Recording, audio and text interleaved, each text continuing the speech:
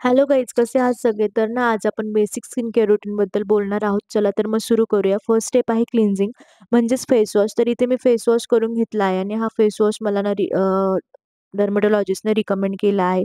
तुम्ही तुमच्या skin टाईपनुसार face wash निवडू शकता. तुमचं स्किन टाईप जर ऑइली असेल तर जेल बेस आणि ड्राय स्किन असेल तर तुम्ही cream base face wash use करू शकता. तर सेकंड स्टेप आहे टोनर.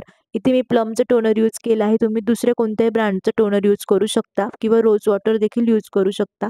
तर टोनरचं काम काय आहे? टोनर पीएच लेवल बॅलन्स करते आणि पोर टाईटनिंग करण्याचं काम करते. तर थर्ड स्टेप आहे मॉइश्चरायझर.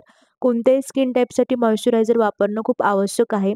तर मी इथे पॉन्ड्स जेल बेस मॉइश्चरायझर घेतला आहे. तर मॉइश्चरायझर हायड्रेशन लॉक करते आणि स्किन स्मूथ, हेल्दी आणि सॉफ्ट बनवते.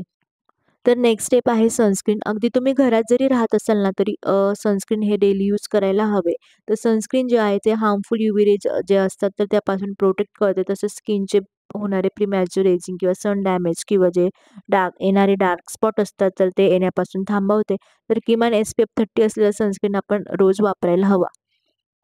आणि स्किन केअर केल्यानंतर जर तुम्हाला तुमचा फेस जर जास्तच ऑइली वाटत असेल तर तुम्ही वरून कॉम्पॅक्ट पावडर किंवा टॅल्कम पावडर देखील वापरू शकता. तर इथे मी कॉम्पॅक्ट पावडर यूज केली आहे.